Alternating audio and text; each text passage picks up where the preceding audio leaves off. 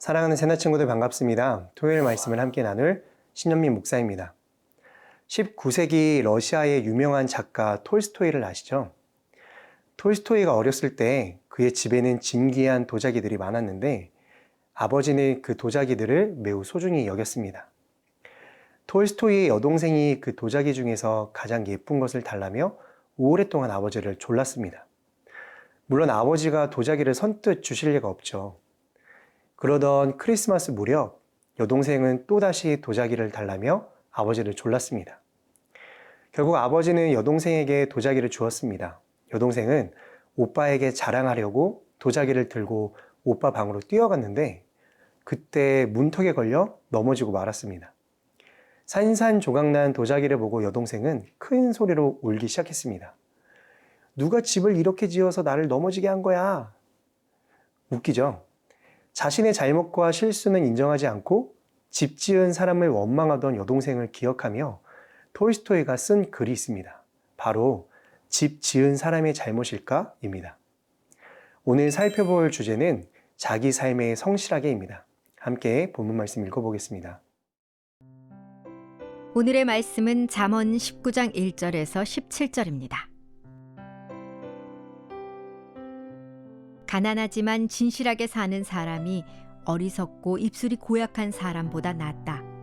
또 지식 없이 열심히만 하는 것은 좋지 않으며 너무 서두르면 죄짓기 쉽다. 사람이 자기가 어리석어 자기 길을 망치고는 속으로 여호와를 원망한다. 돈이 있으면 많은 친구가 생기지만 가난한 사람은 이웃에게 따돌림을 당한다. 거짓 증인은 벌을 피하지 못하며 거짓말을 잘하는 사람도 벌을 피하지 못할 것이다. 통치자 주위에는 비위를 맞추는 사람이 많고 선물을 잘 주는 사람에게는 모두가 달려들어 친구가 되려 한다. 가난한 사람은 형제라도 다 피하는데 친구들이야 더더욱 피하지 않겠느냐. 그가 아무리 그들에게 말하려 해도 아무런 소용이 없다. 지혜를 얻는 것은 자기 영혼을 사랑하는 일이고 깨달음을 간직하는 사람은 잘되게 돼 있다. 거짓 증인은 벌을 피하지 못하며 거짓말을 잘하는 사람은 쓰러질 것이다. 어리석은 사람에게 사치는 어울리지 않는다. 종이 왕들을 다스리는 것은 더더욱 그렇다. 분별력이 있으면 화를 참고 허물을 덮어주는 것은 그의 영광이 된다. 왕이 분노하면 사자가 울부짖는 것 같고 그 은총은 풀잎 위에 이슬과 같다. 어리석은 아들은 아버지에게 재난이 되고 다투는 아내는 계속 떨어지는 빗방울과 같다. 집과 재물은 아버지에게서 상속받지만 현명한 아내는 여호와께 받는다. 게으르면 깊은 잠에 빠지고 나태한 사람은 굶주리게 된다. 훈계에 순종하는 사람은 그 영혼을 지키고 그런 행위를 경멸하는 사람은 죽게 될 것이다. 가난한 사람을 불쌍히 여기는 사람은 여호와께 빌려드리는 것이니 그가 한 일에 대해 그분이 갚아주실 것이다. 3절 말씀 함께 읽겠습니다. 사람이 자기가 어리석어 자기 길을 망치고는 속으로 여호와를 원망한다. 이 말씀을 보면 사람은 자기 자신의 잘못으로 실패한 것임에도 모든 잘못에 대한 책임을 하나님께 미루고 하나님을 원망한다고 합니다. 인간의 내면에 존재하는 왜곡된 성품을 지적해주는 말씀입니다. 이 대표적인 예가 창세기에 나오는 최초의 범죄 사건에 있습니다. 하나님께서는 아담과 하와를 창조하시고 그들을 축복하시면서 한 가지 경고 섞인 당부를 하셨습니다. 동산의 모든 열매를 먹을 수 있지만 동산 중앙에 있는 선악을 알게 하는 나무의 열매는 먹어서는 안 된다는 것이었습니다. 여기서 우리가 생각해야 할 부분은 하나님께서 동산에 선악을 알게 하는 나무를 두셨다는 사실입니다. 그것은 하나님께서 사람에게 선택할 수 있는 자유의지를 주셨음을 뜻합니다.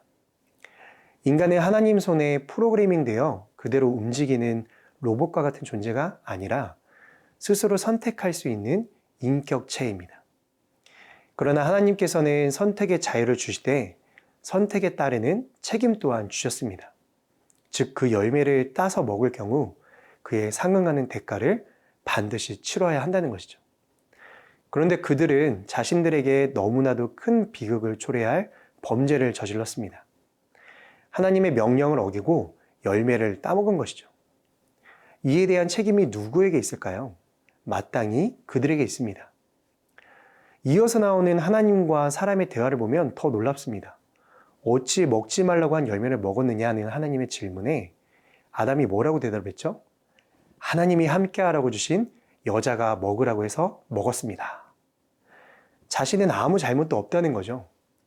사랑해야 할 아내를 오히려 탓하고 이런 여자를 주신 하나님께 모든 책임이 있다고 원망을 하고 있는 것입니다. 오늘 우리의 모습도 별반 다르지 않습니다. 잘되고 형통할 때는 마치 자기 혼자의 힘으로 일어선 것처럼 말하다가도 잘못되거나 실패하게 되면 하나님을 향해 왜 이런 시련을 주시냐고 원망하기 일쑤입니다.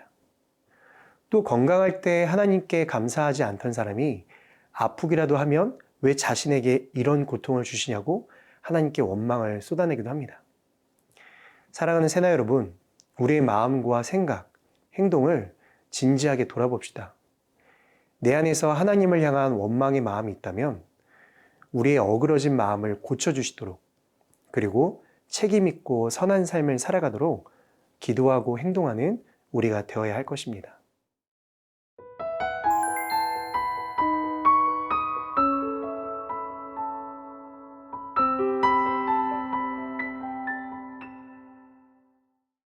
(16절) 말씀 함께 읽겠습니다. 훈계에 순종하는 사람은 그 영혼을 지키고 그런 행위를 경멸하는 사람은 죽게 될 것이다. 우리가 하나님의 말씀을 지키느냐, 그렇지 않느냐에 따라 우리 인생에 어떤 결과가 찾아오는지를 알려주는 말씀입니다. 잠언 말씀은 1장부터 지금까지 쭉 하나님의 계명을 지키는 사람이 자기의 영혼을 지키는 것이며 영혼을 사랑하는 것이라고 강조해 왔습니다. 그리고 오늘 본문에서 그렇게 해야만 하는 이유를 말해줍니다. 무엇이냐? 하나님의 계명을 지키지 않고 행실을 삼가지 않는다면 죽음에 이르게 될 것이라고 합니다. 여러분, 우리가 묵상하는 이 말씀이 어떤 말씀이라는 거예요? 바로 우리의 생명과 직결된 말씀이라는 겁니다. 우리의 죽고 사는 것이 이 말씀에 달렸다는 것이죠. 우리의 생명은 좋은 것을 먹고 열심히 운동을 하고 좋은 의사에게 진료를 받아 연장될 수 있는 것이 아닙니다. 이러한 것들은 일시적인 것들이죠. 우리의 생명은 철저히 하나님의 말씀을 지키느냐, 그렇지 않느냐에 달려 있습니다. 하지만 오늘날 세상 많은 사람들이 하나님의 말씀을 중요하게 생각하지 않습니다. 말씀을 단지 우리의 삶에서 자유를 억압하고 힘들게 하고 죄책감을 일으키는 규범 정도로 생각할 뿐입니다. 그러나 여러분, 하나님은 우리가 말씀을 지킬 때 우리에게 풍성한 생명을 약속하셨습니다. 예수님이 말씀하셨습니다. 내가 생명에 들어가려면 계명들을 지켜라. 여러분, 하나님의 말씀은 우리 인생길에 밝은 등불이며 유일한 빛입니다. 이 말씀에는 온 우주를 창조하신 하나님, 우리의 생사화복을 주관하시는 하나님의 능력과 은혜가 담겨 있습니다. 어두운 길을 걷는 사람에게 빛과 등불은 그들의 생명의 안전과 직결되는 중요한 것입니다. 아무리 강조해도 지나치지 않죠. 이처럼 우리의 생명을 지키고 또 바른 길, 복된 길로 인도하는 것이기에 말씀은 너무나 소중한 것입니다.